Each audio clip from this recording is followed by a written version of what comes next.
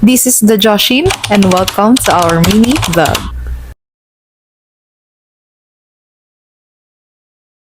Kakatapos ko lang magwashing at magbanlaw. Tapos Jai, may nakita akong alupihan. Naku Jai, nanginig talaga yung kalamnan ko.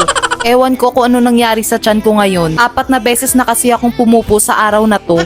Kahapon kasi nagkaayaan kami magkakaibigan na kumain sa labas. Kaya tinanong ko din yung kaibigan ko if nagtai din sila. Sagot nga nila hindi daw. Hays, ano ba tong mga pinagkakakain ko?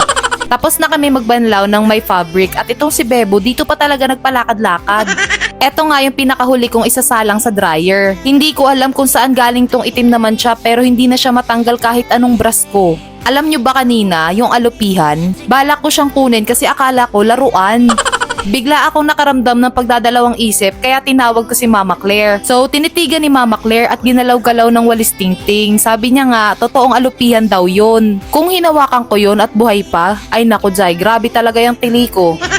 Tapos na nga kaming kumain at napatulog ko na rin yung mga bata. Dahil naano nga ako doon sa alupihan, sa balde naglagay ako ng powder at tinunaw na chlorine. At nag-decide na din ako na maglilinis ako dito sa laundry area namin. Sinimulan ko sa balde, sunod naman mga planggana. Tapos takip na mga drum.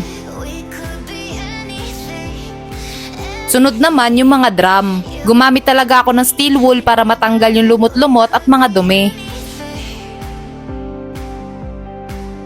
Tas isa-isa ko na rin silang final dito sa garahe. Tapos sunod naman, tabo, gripo at hose namin. Tapos naglagay ako ng chlorine at powder at halo-haloin.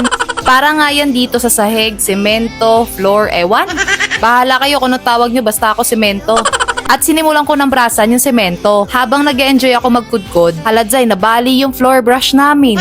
Kahit nabali na yung floor brush namin, hindi yan hadlang na hindi ko malinisan o matapos itong laundry area namin. Adzay, grabe, napagod ako, mano-mano kaya to. Grabe, tingnan nyo yung tubig kulay lumot na.